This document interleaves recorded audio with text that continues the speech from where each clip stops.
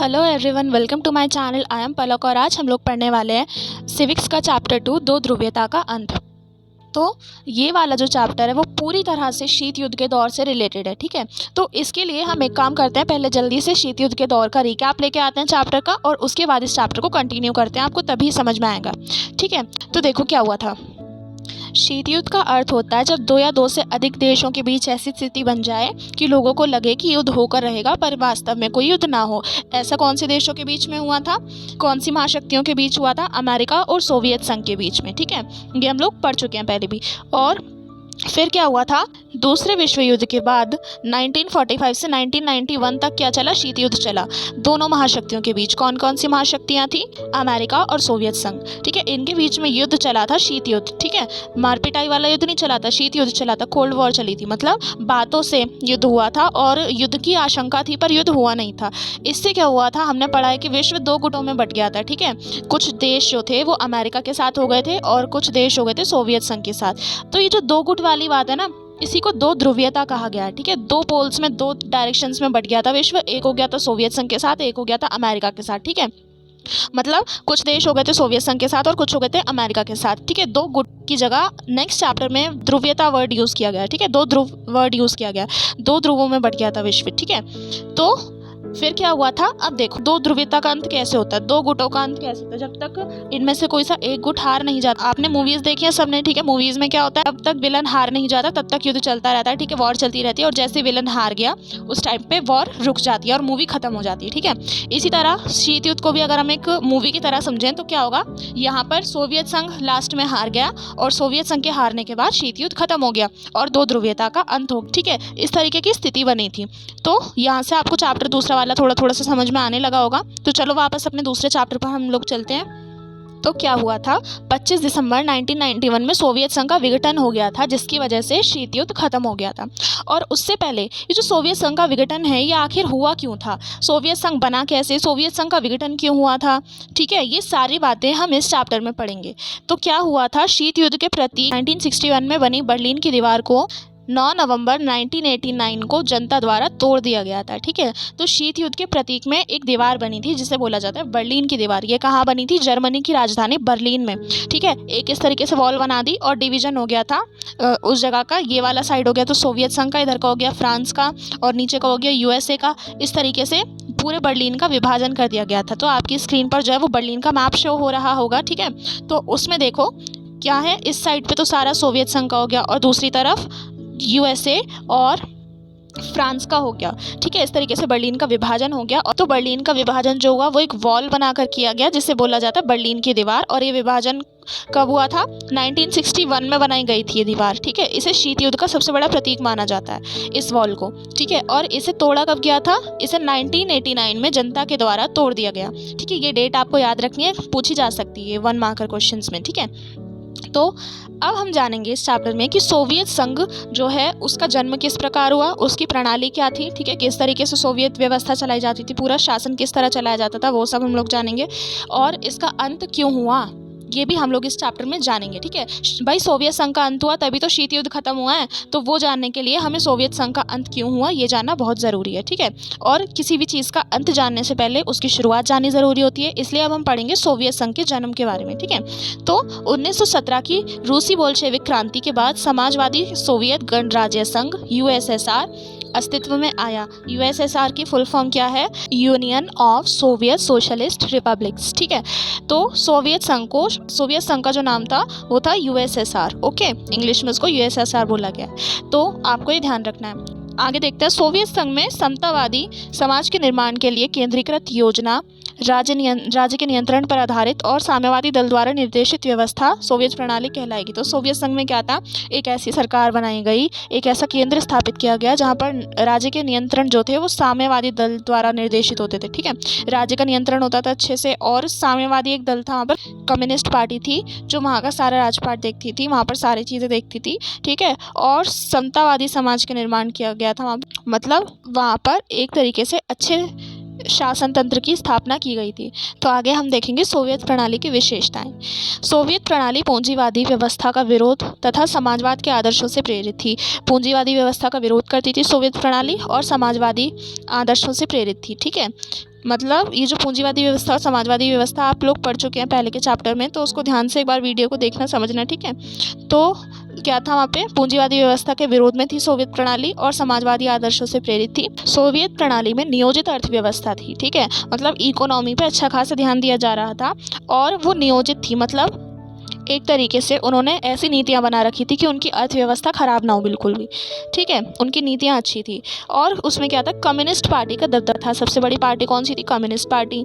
न्यूनतम जीवन स्तर की सुविधा थी वहाँ पर, मतलब कम से कम इनकम थी लोगों की, उसमें भी वो अच्छे से अपना जीवन गुजार सकते थे, इस तरीके की वहाँ पर सुविधा की गई थी। ठीक है, और वहाँ पर बेरोज़गारी नहीं थी बिल्कुल भी, सब लोगों के पास रोज़गार था, सबका कामकाज एकदम बढ़िया चलता था, बेरोज़गारी नहीं थी। और क्या था, उन्नत संचार प्रणाली, संचार के साधनों की बहुत अच्छी वहाँ पर वृद्धि की गई थी, संचार के बहुत साधन थे। और मिल्कियत का प्रमुख रूप राज्य का स्वामित्व था। जो सबसे बड़ा कंट्रोल था वो राज्य का था हर चीज़ के ऊपर। ठीक है, चाहे फिर वो भूमि हो, चाहे फिर वो फैक्ट्रीज हो, ठीक है, हर चीज़ पर राज्य का स्वामित्व था। तो फिर क्या था, उत्पादन के साधनों पर राज्य का नियंत्रण था। उत्पादन के जितने भी साधन थे, जैसे फैक्ट्रीज थी या हम कहें कि और भी काफ़ी सारे साधन थे, खेती वगैरह, इन सब चीज़ों पर क्या था, राज्य का नियंत्रण था। ठीक है, अब आता है दूसरी दुनिया क्या है। दूसरी दुनिया के बारे में हम पिछले चैप्टर में भी पढ़ चुके हैं। पूर्वी यूरोप के देशों को समाजवादी प्रणाली के तर्ज पर ढाला गया था। इन्हें ही समाजवादी खेमे या दूसरी दुनिया के देश कहा जाता है। अब आता है मिखाइल गोर्बाचेव। इनके बारे में हम पिछले चैप्टर में भी पढ़ चुके हैं। वो वीडियो आप लोगों के लिए देखना बहुत ज़रूरी है। अभी आई बटन में ऊपर इसका लिंक आपको शो हो रहा होगा, ये वीडियो ज़रूर जाकर पहले देखना, उसके बाद इस वाले चैप्टर को पढ़ना। ठीक है, तो 1980 के दशक में मिखाइल गोर्बाचेव ने राजनीतिक सुधारों तथा लोकतंत्रीकरण को अपनाया। ठीक है, और उन्होंने पुनर्रचना की वहाँ की सारी। तो मिखाइल गोर्बाचेव सोवियत संघ के नेता बने जिन्होंने वहाँ पर बहुत सुधार किए। ठीक है, उनके बारे में मैं आपको पिछले चैप्टर में बता चुकी हूँ बहुत अच्छे से। ठीक है, तो मिखाइल गोर्बाचेव ने क्या किया, बहुत सुधार किए, राजनीतिक सुधार भी किए और लोकतंत्रीकरण को अपनाया और सोवियत संघ के जो सामाजिक मतलब जो राजनीतिक ढांचा था उसमें काफ़ी ज़्यादा सुधार किए। अब बारी आती है सोवियत संघ की समाप्ति की घोषणा। ठीक है, क्या हुआ, मिखाइल गोर्बाचेव ने बहुत सारे सुधार तो किए, पर मिखाइल गोर्बाचेव की वजह से सोवियत संघ का विघटन भी हो गया। क्यों हुआ था, ये सारे कारण हम आगे पढ़ेंगे। तो सोवियत संघ की समाप्ति की घोषणा की गई 1991 में। बोरिस येल्सिन के नेतृत्व में पूर्वी यूरोप के देशों ने तथा रूस, यूक्रेन और बेलारूस ने सोवियत संघ की समाप्ति की घोषणा की। तो सोवियत संघ का मैप आपकी स्क्रीन पर मैं अभी दिखा देती हूँ। ठीक है, इसमें क्या हुआ था, देखो आप सब देख रहे हो, ये रूस, यूक्रेन और बेलारूस, ये सारे क्या हैं, सोवियत संघ के पार्ट हैं सारे के सारे। इन्होंने क्या किया, अपने आप को स्वतंत्र राष्ट्र घोषित किया, सोवियत संघ की समाप्ति की घोषणा की, रूस को सोवियत संघ का उत्तराधिकारी बना दिया गया। तो क्या हुआ था, जब सोवियत संघ समाप्त हुआ उसके बाद सोवियत संघ में से कुल 15 नए देश बने। ठीक है, सोवियत संघ में से काफ़ी सारे जो छोटे छोटे गणराज्य थे उन्होंने अपने आप को स्वतंत्र घोषित कर दिया, स्वतंत्र राष्ट्र घोषित कर दिया और उसके बाद 15 नए देश अस्तित्व में आए। अब हम देखेंगे कि सोवियत संघ के विघटन के कारण क्यों थे, आखिर मिखाइल गोर्बाचेव की इसमें भूमिका क्या थी, क्यों आखिर उनकी वजह से सोवियत संघ का विघटन हुआ। तो आगे देखते हैं ये सब क्यों हुआ था। नागरिकों की राजनीतिक और आर्थिक आकांक्षाओं को पूरा ना कर पाना। सोवियत संघ प्रणाली पर क्या था, नौकरशाही का शिकंजा था, मतलब काफ़ी हद तक जो फैसले थे वो नौकरशाही ही संभाल रही थी। और क्या था, कम्युनिस्ट पार्टी का अंकुश था, संसाधनों का अधिकतम उपयोग जो था परमाणु हथियारों पर हो रहा था।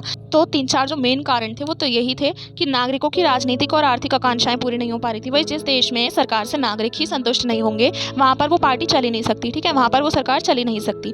तो सबसे बड़ा कारण तो एक तो यही था। दूसरा कारण क्या था, संसाधनों का जो अधिकतम उपयोग हो रहा था वो परमाणु हथियार बनाने पर हो रहा था।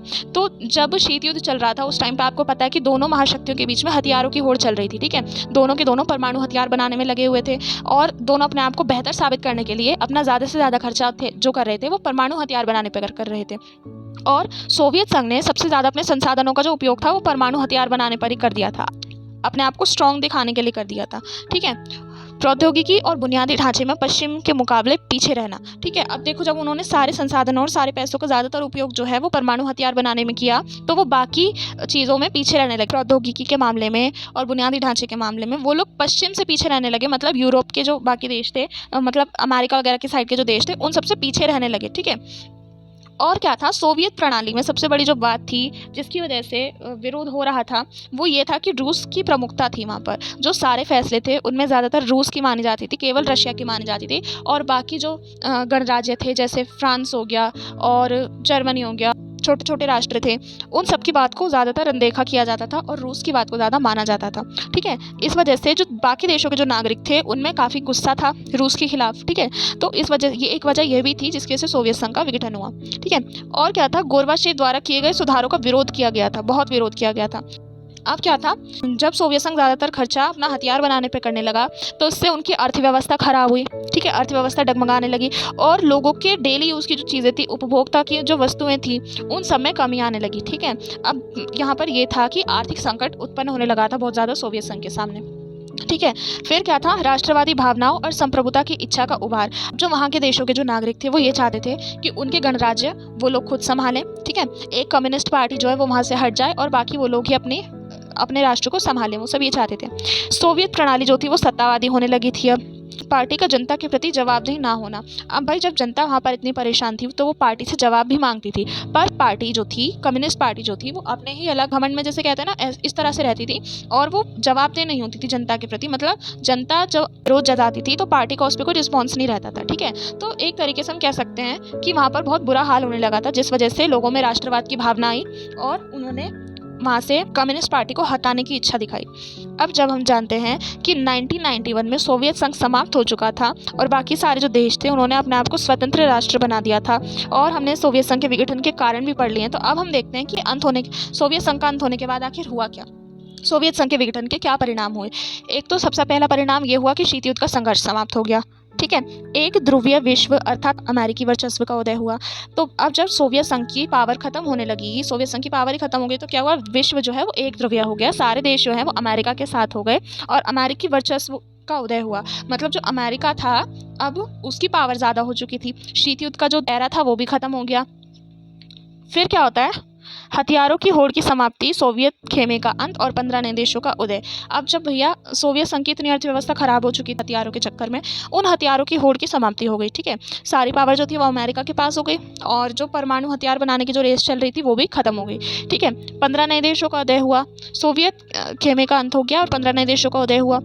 रूस सोवियत संघ का उत्तराधिकारी बना। ठीक है, जिसे हम रशिया कहते हैं, वो सोवियत संघ का उत्तराधिकारी बना।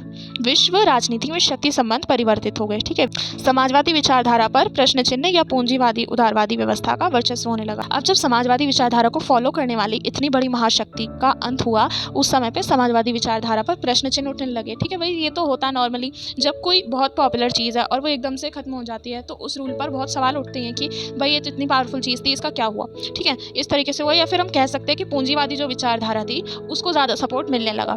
ठीक है, तो अब देखते हैं शॉक थेरेपी क्या थी। तो शॉक थेरेपी शाब्दिक अर्थ है आघात पहुंचाकर उपचार करना। तो अमेरिका ने भी कुछ इसी तरह से किया सोवियत संघ के साथ। साम्यवाद के पतन के बाद सोवियत संघ के गणराज्यों को विश्व बैंक और अंतर्राष्ट्रीय मुद्रा कोष द्वारा निर्देशित साम्यवाद से पूंजीवाद की ओर संक्रमण के मॉडल को अपनाने को कहा गया। इसे शॉक थेरेपी कहते हैं। तो क्या हुआ, जब सोवियत संघ का विघटन हो गया उसके बाद जो सोवियत संघ के बाकी गणराज्य थे, जो 15 नए देश बने थे, उन्हें क्या बोला गया कि समाजवादी विचारधारा को छोड़ दो। ठीक है, समाजवादी जो तुम्हारा मॉडल चलता आ रहा है उसको छोड़ दो। और विश्व बैंक और अंतर्राष्ट्रीय मुद्रा कोष ने उन्हें एक निर्देशित साम्यवाद से पूंजीवाद की ओर बढ़ने का मॉडल बताया। ठीक है, साम्यवादी विचारधारा को छोड़कर पूंजीवादी विचारधारा में प्रवेश करने का एक मॉडल बताया अंतर्राष्ट्रीय मुद्रा कोष और विश्व बैंक ने, और उन गणराज्यों को उस मॉडल को अपनाने को कहा गया कि इस मॉडल को अपनाओ ताकि तुम लोग ठीक हो जाओ। ठीक है, तुम्हारी अर्थव्यवस्था ठीक हो जाए। तो इसे शॉक थेरेपी कहा गया कि भाई पहले तो पूरी तरह से उन देशों को बर्बाद कर दिया और उसके बाद उनका उपचार किया जा रहा है, उनको ठीक किया जा रहा है, उनकी अर्थव्यवस्था को सही किया जा रहा है। तो इसे शॉक थेरेपी कहा गया। ठीक है, अब शॉक थेरेपी की विशेषताएं क्या थी। शॉक थेरेपी से जो सोवियत संघ के देश थे उनमें क्या क्या बदलाव आए। एक तो वहाँ की मिल्कियत का प्रमुख रूप जो है वो निजी स्वामित्व हो गया। पहले क्या था, राज्य का स्वामित्व था, अब निजी स्वामित्व हो गया। राज्य की संपदा का निजीकरण हो गया। ठीक है, सामूहिक फार्म की जगह निजी फार्म हो गए। ठीक है, मुक्त व्यापार, जैसे सामूहिक फार्म क्या थे, बहुत बड़े बड़े खेत आपको बना के दे रखे थे कि लोग सारे लोग जो है जो खेती करने वाले हैं वो सब यहाँ पर काम करेंगे। पर अब क्या था, फार्म्स जो है वो निजी कर दिए गए कि भैया किसी एक इंसान का एक खेत, इस तरीके से वहाँ पे सिस्टम कर दिया गया। ठीक है, फिर आगे वहाँ पर मुक्त व्यापार व्यवस्था को अपनाया गया। ठीक है, मुद्राओं की आपसी परिवर्तनीयता हो गई। मुद्राओं का आपस में बदले जाना, वो सब वहाँ पे स्वीकार हो गया। पश्चिमी देशों की आर्थिक व्यवस्था से जुड़ाव हो गया उनका। जैसे पहले क्या था, वो अपनी अर्थव्यवस्था अलग चलाते थे बिल्कुल अपने तरीके से, पर अब उनकी जो व्यवस्था थी, अर्थव्यवस्था थी, वो काफ़ी हद तक पश्चिमी देशों की जैसी हो गई थी और उनसे ही जुड़ गई थी। ठीक है, व्यापार वो पश्चिमी देशों के साथ करने लगे थे और अर्थव्यवस्था भी उनकी उनसे जुड़ गई थी।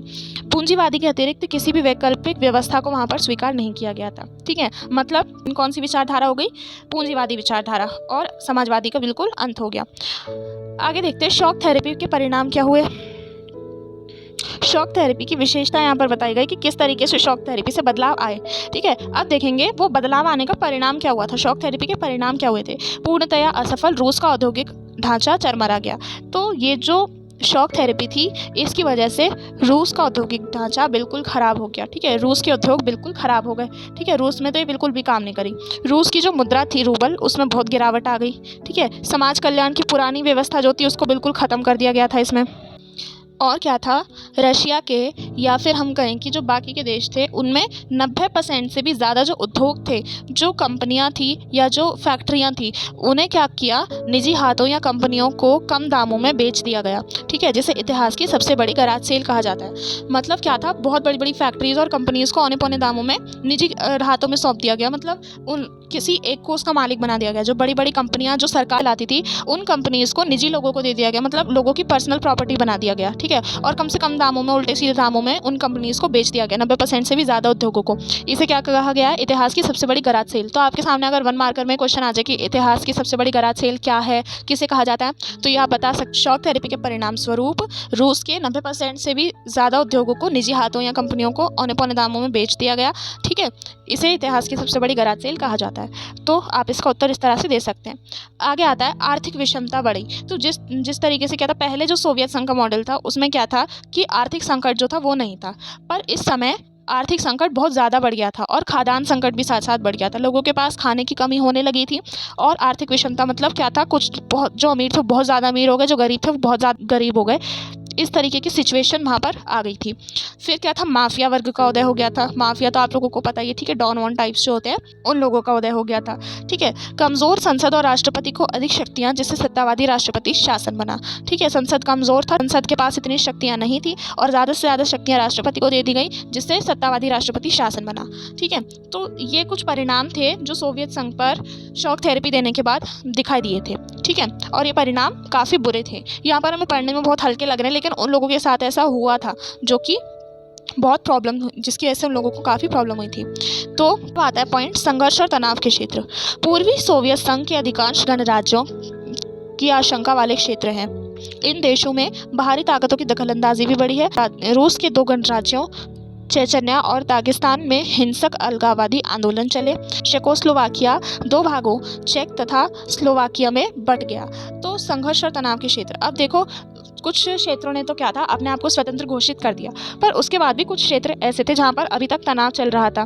ठीक है, कुछ गणराज्य अभी तक भी ऐसे थे जहाँ पर तनाव चल रहा था। वहाँ पर क्या था, बाहरी ताकतें, मतलब जो और दूसरे देश थे, उनकी पावर बहुत ज़्यादा थी वहाँ पे। ठीक है, वहाँ पर दखलंदाजी बहुत चल रही थी कि वो ये चाहते थे कि किसी ना किसी इन तरह से इन क्षेत्रों को वो अपना बना लें।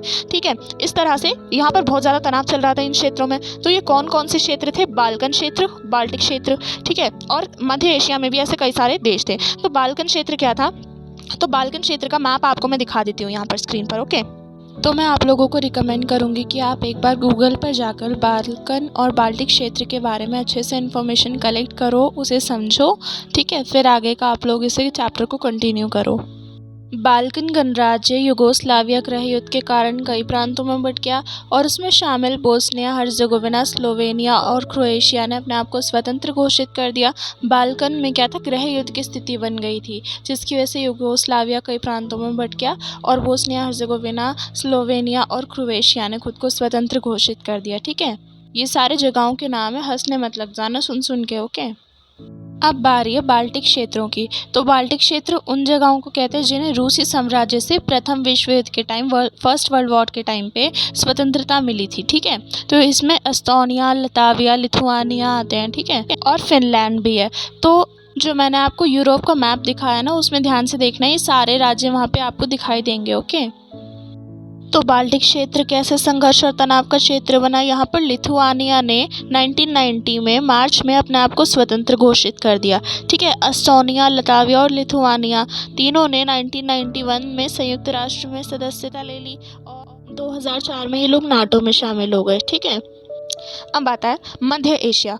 मध्य एशिया के तजाकिस्तान में 10 वर्षों तक यानी 2001 तक गृह युद्ध चला। ठीक है, अंदर अंदर ही उसमें लड़ाई होती रही। Azerbaijan, Armenia, Ukraine, Kyrgyzstan, Georgia में भी गृह युद्ध की स्थिति बनी हुई थी। ठीक है, तो क्या था, इन क्षेत्रों में आपसी संघर्ष और तनाव चल रहा था। सोवियत संघ के टूटने के बाद इन देशों में बहुत दिक्कतें आ रही थी। ठीक है, मध्य एशिया गणराज्यों में पेट्रोल का विशाल भंडार है।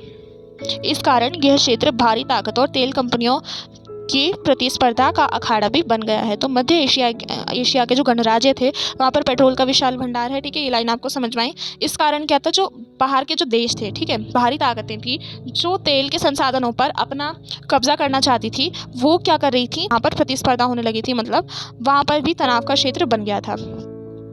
इस चैप्टर के और शीत युद्ध के दौर के, मतलब दोनों चैप्टरों के अभी तक जो मैंने पढ़ाया है, मैं आपको क्वेश्चन आंसर ज़रूर अभी कुछ दिनों में अपलोड करके दूंगी। ठीक है, उसमें रिटन फॉर्मेट में, मतलब टेक्स्ट फॉर्मेट में आपको सारे क्वेश्चन आंसर्स एक वीडियो के अंदर मैं आपको दिखा दूंगी। जितने भी इंपॉर्टेंट क्वेश्चंस बन सकते हैं इस चैप्टर में से, लॉन्ग, शॉर्ट, वेरी शॉर्ट, ठीक है, और सारे क्वेश्चन हम जितने भी इन चैप्टर्स में से इंपॉर्टेंट बन सकते हैं, सारे क्वेश्चन की वीडियो मैं आपको देने वाली हूँ। तो चैनल को सब्सक्राइब कर लेना। ठीक है, और अभी तक अगर आप लोग बने हुए हो इस वीडियो में, तो सही में आप लोग बहुत अच्छे से पढ़ने वाले हो। मुझे लग रहा है आप लोग बहुत टॉप करने वाले हो इस बार पेपर में। ठीक है, तो आगे बढ़ते हैं। देखो, और वीडियो को लास्ट तक देखना, क्योंकि लास्ट में बहुत अच्छी एक इन्फॉर्मेशन आपको मैं देने वाली हूँ, गुड न्यूज़ देने वाली हूँ। ठीक है, तो लास्ट तक बने रहना वीडियो में।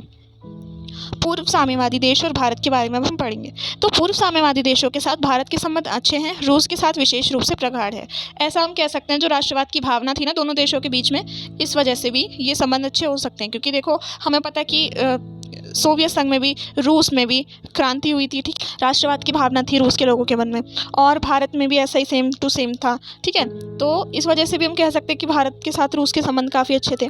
और दोनों का सपना बहुध्रुवीय विश्व का था उस टाइम पे। ठीक है, दोनों चाहते थे कि किसी एक शक्ति का उदय ना हो, कि कोई एक महाशक्ति ना रहे, सारे देश जो है वो बराबर रहें। ठीक है, दोनों देश सह अस्तित्व, सामूहिक सुरक्षा, क्षेत्रीय संप्रभुता, स्वतंत्र विदेश नीति, अंतर्राष्ट्रीय झगड़ों की वार्ता द्वारा हल, संयुक्त राष्ट्र संघ का सुदृढ़ीकरण चाहते थे। ठीक है, तो क्या था, यहाँ पर दोनों देश चाहते थे कि बराबर का अस्तित्व हो, सामूहिक सुरक्षा मिले दोनों देशों को, और क्षेत्रीय संप्रभुता हो, स्वतंत्र विदेश नीति हो, विदेश नीति और देश के दबाव में आकर ना बनाए अपनी, ठीक है, उनकी खुद की विदेश नीति हो, और अंतर्राष्ट्रीय जो झगड़े हैं उनका बात के द्वारा, मतलब वार्तालाप द्वारा, बातों के द्वारा उनका हल निकाल लिया जाए, है ना, युद्ध वगैरह ना हो, और संयुक्त राष्ट्र संघ का सुदृढ़ीकरण हो। ठीक है, ये सब चाहते थे, और लोकतंत्र में विश्वास रखते थे कि जो व्यवस्था हो वो लोकतांत्रिक हो।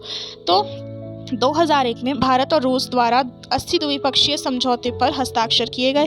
ठीक है, भारत जो है वो अपने ज़्यादातर हथियार रूस से खरीदता था, और रूस से तेल का आयात होता था। ठीक है, रशिया से हमारे यहाँ पर तेल आता था।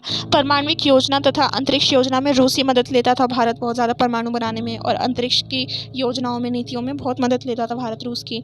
और कजाकिस्तान और तुर्कमेनिस्तान के साथ ऊर्जा आयात बढ़ाने की कोशिश थी भारत की।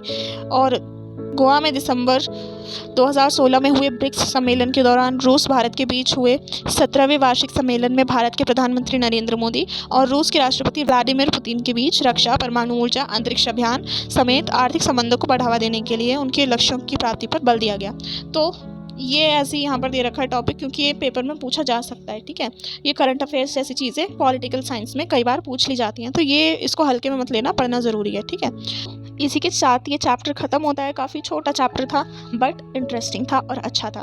ठीक है, ये चैप्टर और इससे पहले वाला चैप्टर आप लोग बहुत अच्छे से पढ़ना। ठीक है, और आगे अब आई गुड न्यूज़ वाली बात। तो 31 अगस्त को मैं आप लोगों के लिए एक स्टडी प्लान लॉन्च करने वाली हूँ। ठीक है, स्टडी प्लान अपलोड करने वाली हूँ, जिसमें आपको सितंबर में हाफ ईयरली का पूरा सिलेबस ख़त्म करने का प्लान बताऊँगी, मैं स्ट्रैटेजी बताऊँगी कि किस तरीके से आप अपने चारों मेन सब्जेक्ट्स में अपना सिलेबस ख़त्म कर सकते हो। ठीक है, सितंबर के एंड तक आपका आधे से भी ज़्यादा सिलेबस हम लोग पूरा कर लेंगे हम लोग, और जो हमारा हाफ ईयरली के एग्जाम्स के लिए हेल्पफुल होगा। ठीक है, तो इससे रिलेटेड अभी एक वीडियो चैनल पर मैं जल्दी अपलोड करने वाली हूँ, वो वीडियो आप लोग ज़रूर देखना। ठीक है, तो अगर वीडियो पसंद आई हो तो चैनल को सब्सक्राइब कर लेना, वीडियो को लाइक कर देना, क्योंकि इस चैनल पर हम लोग सारे सब्जेक्ट्स अभी पढ़ने वाले हैं। ह्यूमैनिटीज़ की सोशियोलॉजी, पॉलिटिकल साइंस, इंग्लिश हम लोग पढ़ने वाले हैं, पर अभी ये 3 मेन सब्जेक्ट पढ़ेंगे।